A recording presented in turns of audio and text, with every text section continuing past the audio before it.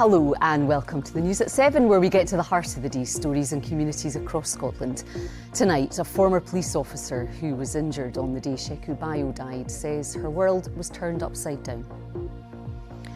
The Bayoh family's lawyer says that only one person died on the day in question. Also tonight, the BBC understands there'll be a national investigation into maternity services in Scotland following concerns from midwives and bereaved families about serious failings. These aren't just staffing problems that need to be understood. These are poor choices, poor actions. These are cultures. And we'll also have all the sport too with Sheila tonight. What have you got? Well, Laura, we look ahead to another big night of action in Europe as Celtic look to build on their first win and Rangers and Aberdeen aim to get their campaigns off the mark. And as Shetland returns to our screens for a 10th season, we've been chatting to Alison O'Donnell, who plays Tosh, about what to expect. Hi, I'm Laura McKeever. Welcome to the News at 7.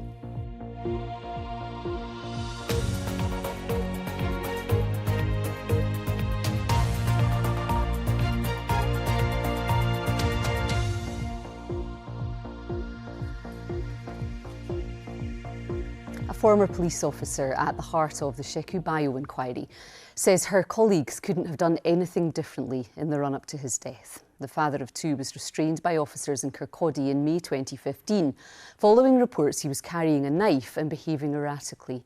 Nicole Short, one of the first officers on the scene, spoke to the media today for the first time. The Bayoh family's lawyer has accused the Scottish Police Federation, which represents rank-and-file officers, of sabotaging a 5-year-long inquiry into his death. Nicole Short sat down with our Home Affairs correspondent David Cowan earlier and said she and her colleagues will continue fighting to clear their names of any wrongdoing. I believe that, and I've said for a lot of years now, that I think that somebody's walking about today that maybe wouldn't have been if we hadn't responded to the 999 calls from the public about Mr Bayoh. None of us went to work that day wanting somebody to die in our care, our custody. That's the last thing you want. I joined the police to help people, and it was tragic when we learned that he had died. That knife wasn't there though when you arrived at the scene and when your colleagues arrived at the scene. You couldn't see that he was carrying that knife. No, if anything, I would say that makes it more dangerous, the fact that you can't see it. If you can't see it, you don't know where that danger's coming from. All too often these weapons are concealed. Do you think your colleagues are right to use batons and restrain him on the ground in the way that they did? I think they were stuck in between a rock and a hard place, to be honest. Mr Bayoh had to be restrained because he was so dangerous. He just assaulted me. We still don't know where the knife is, and when I turned round he was lifting 3 of the biggest male cops on my team up off the ground in a press-up position. And I honestly thought he was going to get up and kill me. What would you have done differently if he'd been white? Nothing. He was a man with a knife. He was terrorising the public. They were scared and they phoned the police for help. What was the long-term impact on you from all of this? Yeah, I've got post-traumatic stress disorder. Apparently he died that day. Yeah, I've said that since the start. Is there anything you want to say to Sheku Bayoh's family? Wow. I'm sorry for the loss of your brother, your son, brother-in-law, ex-partner. It's tragic, and I can't imagine how that must have felt, having that news delivered to them. But I want to say to them, we're not what you're saying we are. We're not. I wouldn't be alive today if it wasn't for the bravery of my colleagues. They made split-second decisions. We're innocent of what we've been accused of, what we've been tarnished of all these years. And I would fight for the rest of my life to clear our names. I really would. Nicole Short talking to David Cowan, who's here with us. David, that's one side from one police officer who was there. What are the Bayoh family saying? Well, the family's lawyer spoke on their behalf today. Amar Anwar was particularly furious about the use of that knife as a prop during the news conference. He said it was absolutely disgusting. He said the police response in Kirkcaldy 10 years ago was not proportionate. Sheku Bayoh was unarmed when officers arrived at the scene, and the only people who had weapons when that happened were the police. Today was grotesque and highly offensive to the Sheku Bayoh family. Nicole Short, a former police officer, stated that part of her died that day. There was only one person that died that day. Sheku Bayoh, an unarmed black male, 31 years old, father of two, who was restrained by up to 6 police officers and subsequently died. And Dave, that media conference was organised by the Scottish Police Federation, the union for rank and file officers, but it was the Police Scotland sign behind them. Yeah, the point the Federation was trying to make was to highlight the motto of Police Scotland, which is keeping people safe. They're saying, their argument is that what the officers did that day was to do that, to keep people in Kirkcaldy safe from the threat that they say was posed by Sheku Bayoh. So what happens now? Because the First Minister's involved in this. Yeah, when Lord Brackadale, the inquiry chair, resigned after the Scottish Police Federation accused him of apparent bias because he'd held meetings with Sheku Bayoh's family, private meetings, the family said, well, we want to meet the First Minister, John Swinney, to talk to him about this. John Swinney subsequently said he was happy to meet the family, and that exchange made the Police Federation very angry. They accused Mr Swinney of not caring, they said, in their words, about an officer who was seriously injured in the line of duty. They said the officers involved in the incident should meet him too. Mr Swinney subsequently said he was open to that, open to meeting them, but they wouldn't be able to talk about the evidence at the inquiry itself. So presumably those meetings will take place at some point. In the meantime, the Scottish Government is going to continue that very difficult task of finding somebody who's prepared to come in at the 11th hour and get this inquiry across the finishing line. OK. David, thank you so much for the update. Next tonight, the BBC understands that there will now be a national investigation into maternity services in Scotland. It's after families who've suffered bereavement due to failings in maternity care visited the Scottish Parliament for a debate on the issue. Some of them featured in a recent BBC Disclosure documentary about poor maternity care in Scottish hospitals. MSPs were discussing proposals for a national review into neonatal care following serious failings which led to the deaths of mothers and babies. Here's the Health Secretary, Neil Gray. As I said in my statement last week, I share concerns about the Healthcare Improvement Scotland's report into maternity services in Lothian and those raised by the BBC Disclosure documentary. The findings are completely unacceptable, and it is right that this Parliament takes a firm position that improvements must be made urgently, which I welcome the opportunity for today. Well, our health correspondent Lisa Summers spoke to Laurie Quaite, who you remember seeing on the programme last week. His wife, Jackie Hunter, died during the delivery of their stillborn baby, Olivia, at Ninewells Hospital in Dundee 5 years ago. They were speaking this afternoon before the national investigation was announced. Only a national investigation into those things are going to get an outside person looking in, who are going to hear these tragic stories, these fatal losses, and look and dig deeper and say, these are where the fail points are. And a task force isn't going to uncover or turn those over. So no, it's important. It's important that this is across the board, because these are multiple boards that these stories are coming from. And it's not stars aligning on one day. These are different days, different people handing on, adding to tragic decisions, negligent decisions. So no, it needs a Scotland-wide review to get somebody else to step in and look at this and enact a change, that this doesn't happen, that you don't have someone else sitting in front of you having these questions. Why do you think it's so important when it comes to, investigating maternity care in particular? With Jackie, I mean, I still can't imagine, a loss of a child, like the worst, absolute worst, lowest point, to then be failed again. It's just heartbreaking. No matter how far out you get from that, it just shouldn't be. And so, these are women who they need their hand held, and they need to have trust that the people that they're turning up to, who are going to hold their hand, are doing so with their best intentions.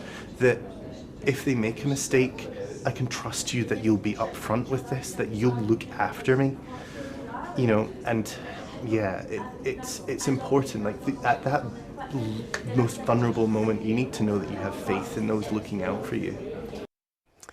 Now, illness is costing employers £85 billion a year, according to a review by the former John Lewis boss, Sir Charlie Mayfield. There are 800,000 more people out of work in the UK now than there were in 2019 because of health conditions. And this report says that tackling the problem should be a shared responsibility between employers, employees and health services. I asked our business and economy editor Douglas Fraser to explain some more of the problems and solutions highlighted in the review. Well, this is a very big and growing problem for the economy throughout the UK, worse than similar countries that we're finding here. It's a problem for the country, for the government, for employers. It's also a problem for individuals. The cost of business of ill health among employees is put at about £85 billion per year. So that's close on £8 billion if it's pro rata for Scotland. If you look at the number off work due to illness or not looking for work because of illness, around 250,000 Scots, if you look at the figures and break them down, rising steeply since the pandemic. That's particularly true of younger people suffering from mental health problems like anxiety or depression. So what kind of solutions is this report looking at? The solution to the problem, as he's defined it, is mainly landed at the door of employers. Getting more involved in managing the problem of staff who are off work due to illness. But there's a challenge also to governments. That's the government at Westminster which commissioned this, and the government at Scotland about what they're going to do to tackle this ingrained and growing problem. There is a message here also for employees. They've got a role to play as well, a reminder that there is personal responsibility, that they have to accept there will be setbacks at work, that work is stressful, and that they have to be resilient. OK, Douglas, many thanks for your analysis. To some of the stories making the BBC News app in Scotland now. And a ban on sending black bag waste to landfill is effectively being delayed by 2 years. It's after a BBC Scotland investigation found rubbish would have to be transported to England each day. The fire service has warned it will take a zero-tolerance approach to disorder when responding to incidents tonight, which is bonfire night. Firework control zones are active in Edinburgh and Glasgow. The total cost of the new flood protection scheme for Hawick is being projected to reach £106 million. That's an increase of more than 40 million. For more on these stories and lots more, you can scan the QR code. It's there for you in the screen now. Now, we all know Scotland has stunning scenery. A lot of that rural land, more than 40%, is owned by just 421 individuals or companies. But that could be about to change. The Scottish Parliament is voting this evening, right now, on a controversial land reform bill, which aims to give communities a greater say over their futures. But some private landowners aren't happy about it. James Cook reports now from the Knoydart Peninsula in the West Highlands. Knoydart is rugged and remote, accessible by boat or a 2-day hike. But locals say it's thriving after they bought up much of the land here in 1999. In Great Britain's most remote pub, they reckon the community buyout has worked well. Over the last 25 years, it's definitely gone from strength to strength, and you can see the fact that there's lots more people live here, there's lots of kids here now, there's lots more kind of private businesses and community enterprises going. There's a lot more opportunities, and the fact that people still want to come here, I think, is kind of showing that it's working.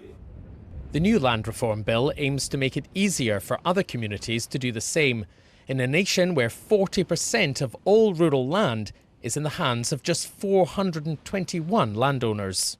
The question, who owns Scotland, stirs up strong emotions. It's not just a question about the land, it's about people and profit, and about where power lies. And it's a question which lawmakers have been grappling with for well over 100 years. This latest law could force the break-up of some big estates when they're put up for sale, which landowners call an assault on private property. There's this underlying rhetoric that big is bad. There is no evidence of that in Scotland. It's almost impossible to deliver some of the peatland restoration, the river restoration, alongside building houses, bringing forward renewables, creating businesses, unless you have scale of ownership. She says this farm at Preston Hall in Midlothian is an example of how big can be good, encouraging all sorts of enterprise, from coffee roasters to picture framers to pottery. To be blunt about things, we are not making big sums of money. We're not sitting here driving fast cars and living the high life. We live here, we work here. We want to be surrounded by fun, exciting, happy people. But land reform campaigners say the new law doesn't go nearly far enough. We have a rural housing crisis. We have growing inequality. We have incredibly depleted biodiversity. We have limited economic opportunities for local people. All of that stems back to the fact that we have a very small number of people who control what happens in those areas.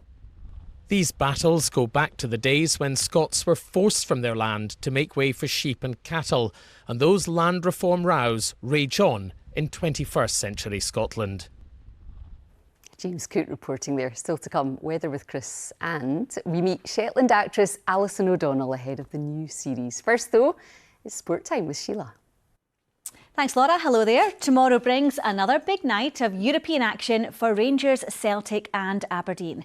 Celtic are in a decent place. They've taken 4 points from 3 games and they're away to Danish side Shetland, who's at top of the Europa League. At the other end of the table, Rangers are still without a point. They host Italian giants Roma. In the Conference League, Aberdeen are also at the bottom. They face a tough away tie in Cyprus against joint leaders AEK Larnaca. Let's hear now from the managers ahead of those games. Well, I thought they were great against Nottingham Forest, really great, away from home against the Forest side that are actually physically quite strong themselves. And not only are they very, very good in set pieces, but they're also a really good, talented side. Really, really very, very good. They were excellent on the evening, and it's no surprise that they've got full points from their games. I think the last 3 games were not successful, and tomorrow we have the next chance against a good opponent. And this what is, try everything to take something tomorrow. I think at home everything is possible. If you can bring a lot of good things from the last 3 games together in one game, in such a game, then there's still a chance. It's so important for us that we can show tomorrow that we're going to show a different kind of Aberdeen tomorrow, that play a little bit more in a calmer way, take the game from minute 1 and don't give away the game and try to stay in it and try to find a way to win. Well, last time out, just Celtic picked up points, with both Rangers and Aberdeen falling to damaging defeats. Earlier, I spoke to BBC Sport pundit Rory Loy and asked him how important it is that there are better results all round tomorrow. Very important, I think. Whilst the domestic league at this moment in time is extremely exciting, with Hearts doing everything they can to put Rangers and Celtic under pressure, it's always nice on European nights to have Scottish teams doing well. They haven't really performed at this point in the competition, so Celtic did win the last time out. Hopefully we can get a couple, if not 3, this time out. Let's hope so. First of all, we'll start with Rangers then. They play Italian giants Roma at Ibrox tomorrow night. They're bottom of the Europa League table, and they had a long afternoon, didn't they, on Sunday with 10 men. How do you expect them to fare tomorrow? It'll be a big game. Roma's a household name in European football, but they don't need to look too far above them to find Roma in the Europa League standings. 23rd, lost to Lille, Victoria Pilsen. But they do have players such as Dybala on their side that can, change games at the drop of a hat. So it'll be a big ask. It'll be a big European night at Ibrox, and Danny Rule will be hoping that he can take a little leaf out of some of his predecessors' book and try and perform on a European night and bring those great Thursday nights back to Ibrox. Celtic are playing a bit earlier in the evening, a 5:45 kick-off against Shetland. There's been quite a bit of a revival, hasn't there, in performance and just general belief around the Celtic side since Martin O'Neill's come in? Yeah, for sure. It seems to be a nice combination with Sean Maloney and Mark Fotheringham. I know Mark Fotheringham well. He's a fantastic coach. Don't know Sean Maloney so well, but I've heard great things in terms of his tactical nous and his understanding of the game. You spearhead that with Martin O'Neill, an iconic figure at the club. It has given everybody around the club a boost. There's a lot to play for Celtic, and it'll be a marker down in terms of the Europa League if they can go to the team who's sitting first placed after 3 games and get a result. Aberdeen are in the Conference League also at 5:45. They had a night to forget, didn't they, in Athens last time round. Larnaca, another sunny venue for them tomorrow evening, and they've got 2 wins out of 2. They beat Crystal Palace last time out as well. What do you expect from Aberdeen? It's going to be a tough one, isn't it?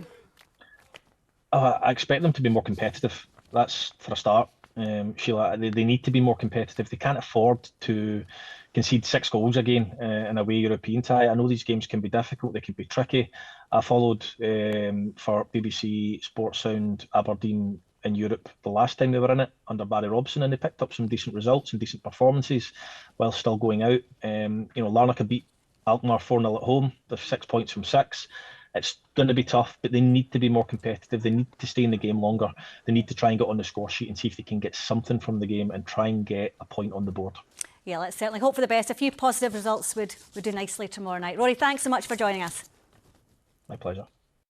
Yeah, big games tomorrow night. You can follow all on the BBC Sports Scotland website and on BBC Radio Scotland. We will, Sheila. Now, you're a Shetland fan, aren't you? Sure am. Good, you'll be happy tonight then, because it is returning to our screens. The new mystery begins with detectives Calder and Tosh travelling to the remote Shetland village of Lunniswick to investigate the brutal murder of an elderly woman. Earlier, I spoke to Alison O'Donnell, who plays Tosh, about this, the 10th series of the award-winning drama. I hear it was pretty bad up there. Yeah, about as bad as it gets. Guess they have to check out the obvious candidates first. Something like this happens and you go looking for a scapegoat. That is not what's happening here. This one is really drilling into the roots of the show and even of the books, I think, in that it's a small, quite isolated community. We took over a little village in Shetland called Leavenwick, which is beautiful. And in our fictional world, it's Lunniswick.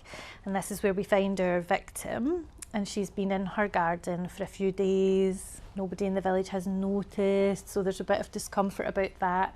And they know every inch of the land that they live on. They know every inch of each other's lives. They all know their business. You've also got the slightly different chemistry of guest actors as well in the series, haven't you? And you've got some really great names this time. You've got Clive Russell, you've got Ellie Haddington, and of course Greg McHugh as well. Yes.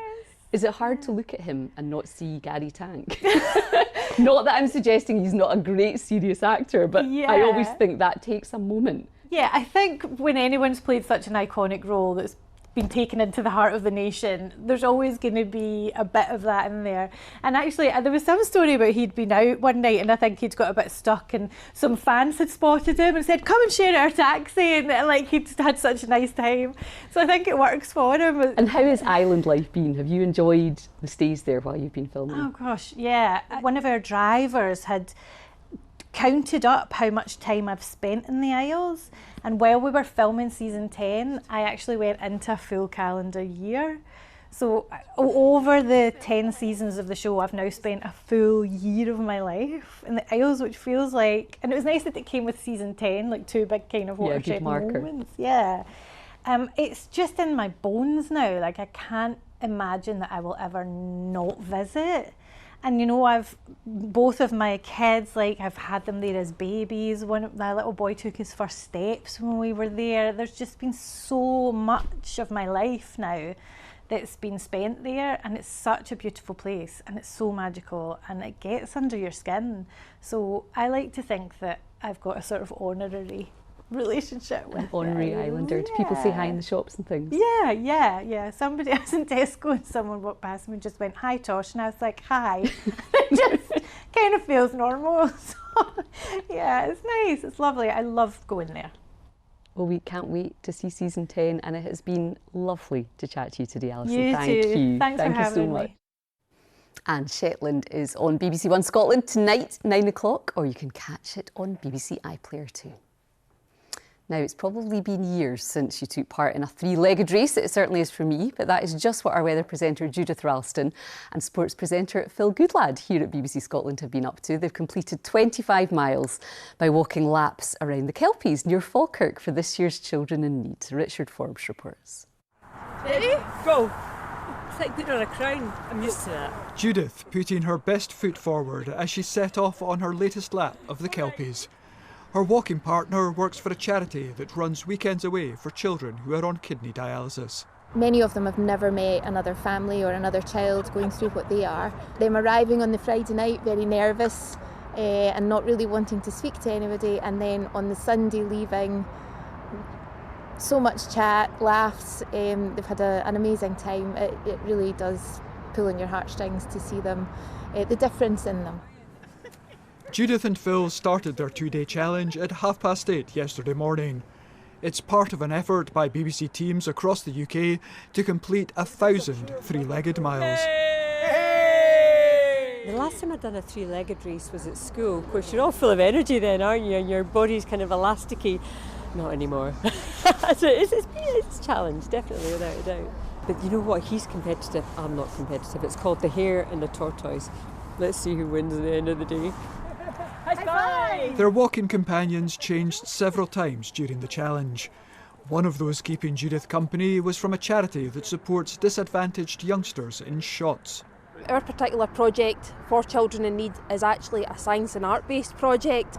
The young people absolutely love it. They come do science activities, there's no pressure on them, no exams, and they can just use their curiosity and learn. Which one first? Let's try 1, 2, ready. Which one? Right foot first. Meanwhile, the boys' team weren't quite so coordinated. 1, 2. As they struggled to hit their stride. Now I find it hard to believe from watching you, but actually you have been in training for this. We had a wee practice the other day outside Pacific Quay and we got into a wee marching routine, didn't we? We did. So, Jamie's from Campbelltown, I'm from Shetland. There is country dance there. Oh God. It's 1, 2, 1, 2, 1, 2, 1, 2. With the Kelpies watching over them, Judith and Phil finally crossed the finish line this afternoon. Richard Forbes, reporting Scotland. Oh, congratulations to them and everyone taking part across the BBC. They've now passed the 1,000 mile mark. If you'd like to donate to BBC Children in Need, you can do so online. The details are there for you. Weather time now, and Christopher is here to tell us if we'll be able to see the fireworks tonight or the Beaver supermoon that we're fireworks expecting. Not too bad because they don't go that high, do they? Yeah. But the Super Beaver moon, probably not a great view, unfortunately. A lot of cloud around. Thanks very much indeed. As there were today, rather cloudy skies. Best of the sunshine was in Shetland. Even there, limited for many. A rather dank picture, but the autumn leaves lifting things. Let me show you what's happening. We've had low pressure with us and it is sticking with us over the next few days. But at the same time, we're drawing in some very mild air from the south. So a fairly misty, murky picture tomorrow with some outbreaks of rain. You can see weather fronts continually trying to arrive off the Atlantic. So first thing tomorrow, after a very mild night tonight, it's a mild start to Thursday, 13 degrees at 8 a.m. Cloudy, misty, murky, bits and pieces of rain towards the west, and that mist and murk over the hills likely to linger. Something a little bit brighter, perhaps in towards the northern Aberdeenshire coast, the Moray Firth, and rather cloudy there across Orkney and Shetland, but generally light winds. Through the course of the day tomorrow, we've got a cold front in the west, bringing some spots of rain, the best chance of any brighter weather in the east, and temperatures 15, 16, maybe 17 degrees. Looking ahead to Friday, an occlusion trying to arrive off the Atlantic, but never really making much inward progress. That means it's predominantly dry, but there'll still be a few showers around. Won't be quite as warm either. The cloud will thin and break a bit more, so there'll be some sunshine in places. Temperatures down a few degrees, as I mentioned, 12 to 14 Celsius. Patchy rain there across Shetland. And then looking ahead to the weekend, this is Saturday, and we've still got a lot of cloud but dry weather. Again, weather fronts trying to bring some rain in towards the west. Temperatures low teens. And then for the extended outlook, you can see a cold front does sweep through later on Sunday into Monday, all driven by low pressure, which is nearby. So that means it will remain reasonably unsettled. However, this is Sunday, the second half of the weekend. You can see that rain does make its way in, but not until later in the day. So this weekend, actually not too bad. A lot of dry but cloudy weather with some mist and murk and spots of rain. And then on Monday, you can see that weather front will have cleared through. So a bit more in the way of wet weather to come, and temperatures coming back down closer to the seasonal average. You can see that decline in temperature over the next few days, but always some outbreaks of rain nearby at times. That's the forecast. And still double digits too. Yeah, absolutely. Thanks, Chris. And thank you for your company. Amy Irons will be here tomorrow night at 7. We'll see you then. Bye-bye.